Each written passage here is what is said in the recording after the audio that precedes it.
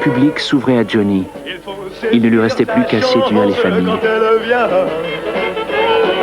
On ne sait pas d'avance quand elle passe.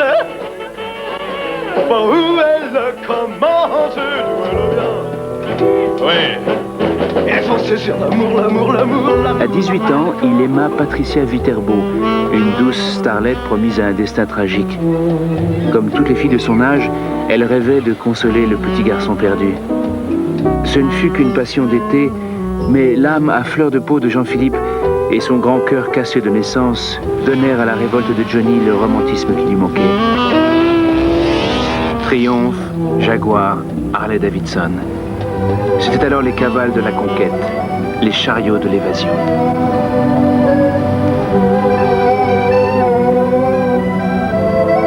Johnny portait au cou un talisman, réplique exacte du porte-bonheur de James Dean. Comme lui, il ferait du cinéma. Ça faisait rire dans les studios, et pourtant il réussit à décrocher un petit rôle dans un sketch de Roger Vadim. Quelques phrases seulement à échanger avec une débutante. Ce fut un dialogue de star. L'inconnue s'appelait Catherine Deneuve. Retiens la nuit pour nous deux jusqu'à la fin du monde. Retiens la nuit pour nos cœurs dans sa course vagabonde. Serre-moi fort contre ton corps. Il faut qu'à l'heure des folies. Catherine aima-t-elle Johnny? Johnny aimait-il Catherine? On vit le petit prince du rock regarder la belle avec les yeux étranges d'un esclave de tous les désirs. Les journaux firent de Roger Vadim le réalisateur des Liaisons dangereuses, l'organisateur de ce coup de foudre éblouissant. Mais les cœurs se taisaient pour mieux écouter leur silence. Mon amour, qu'elle devienne éternelle pour le bonheur de nos deux cœurs. Je ne suis pas timide avec les filles, tu sais. Ce soir, c'est différent. Ça serait moche que je profite de la situation. Ça peut pas venir de moi. Retiens la nuit, je t'en supplie, à l'infini. Lucien Maurice, le Pygmalion d'Europe numéro 1, l'homme qui avait cassé le premier disque de Johnny en direct à la radio, épousa Dalida, sa vedette préférée. Il dit à Johnny qu'il regrettait de l'avoir méconnu et lui prédit un avenir doré. On croyait le couple invincible. Le temps et l'espace allaient les séparer jusqu'à les faire mourir d'amour.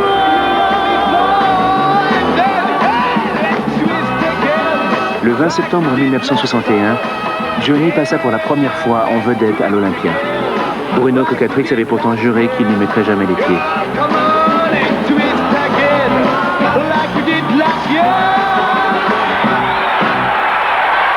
La bataille des anciens et des modernes se joua le soir de la première.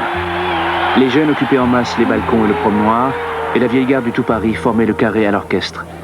Rien n'était encore joué à la 7e chanson, et Johnny, fou de trac, se cramponnait à son micro. Il se passa alors quelque chose d'extraordinaire.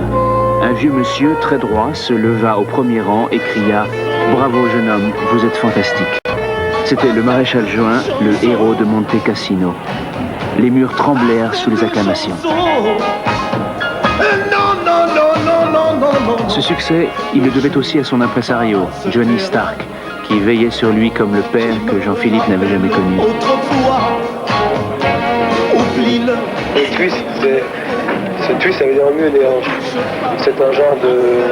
C'est d'ailleurs des négros spirituels. Vous savez, la musique qu'on danse dans les églises. Ne le joue pas.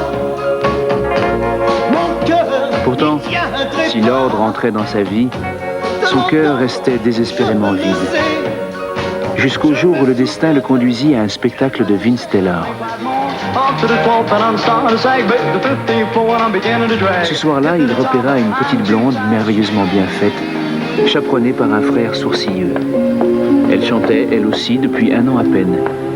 Il n'allait jamais l'oublier. Elle s'appelait Sylvie Vartan.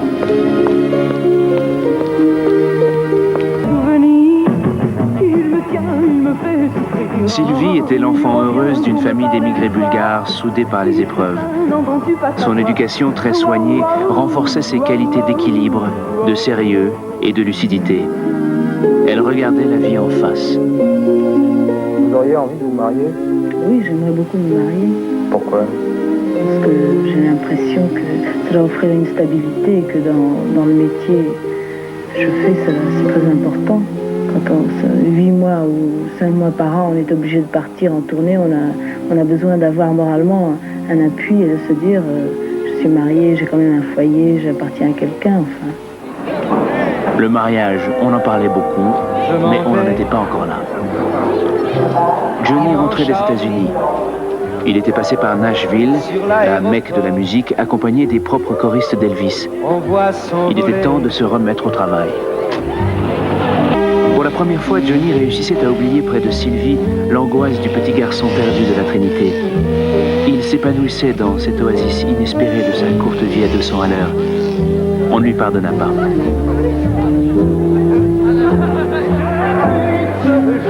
La presse accusait son bonheur et son succès d'être une insulte aux larmes de la France meurtrie.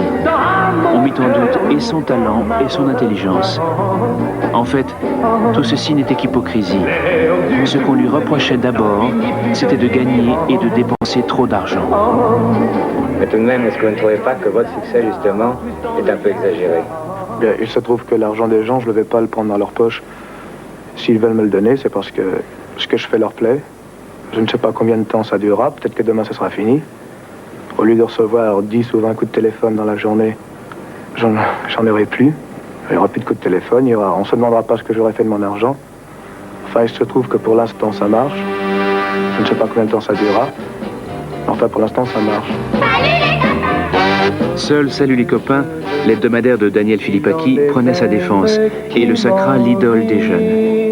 Mais ils ne savent pas dans la vie que parfois je m'ennuie, je cherche celle qui En 1963, un sondage révélait que 10% seulement des Français en âge d'être appelés sous le drapeau étaient hostiles au service militaire.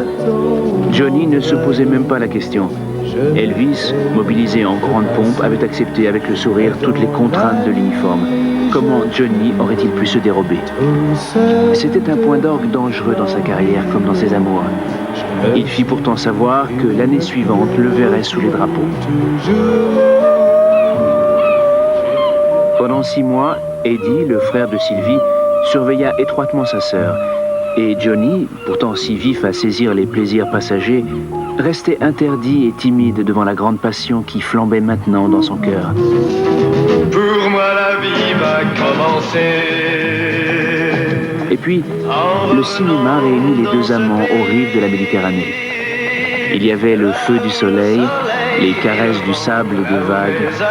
La mer, poussée par les vents tièdes et tendres du sud, fit tomber toutes les barrières. Pour moi la vie va commencer. Johnny jouait le rôle d'un gardien d'opérette dans un western pastis tourné en Camargue. Le film n'avait aucune chance de remporter un Oscar, mais le disque se vendit à plusieurs millions d'exemplaires. Johnny, oubliant les copains et les caméras, n'avait Dieu que pour Sylvie. Les paparazzi assiégeaient le plateau. Rien n'a changé et le temps semble arrêter. Mais l'enfant, la fille sage, Mariage, amour, opérations publicitaires, les questionneurs en étaient pour leurs frais. Johnny Stark, l'impresario, veillait comme un chef fidèle aux consignes. Rien n'a changé. Est-ce qu'ils avaient vraiment l'intention de vous fiancer? Ah, Oui, enfin, on n'a pas l'attention puisqu'on l'est déjà. Oui. c'est fait? Oui. Vraiment? Oui. Officiellement? Oui. Depuis combien de temps, Sylvie? Bon, depuis 2-3 mois. Quand vous serez marié, n'avez pas peur de vous embourgeoiser un peu? Je suis pas encore marié. Non? Dans combien de temps? Je sais pas, j'ai encore mon service militaire à faire. Ça est encore loin de ça. Que leurs images furent légères, au temps des amants neufs.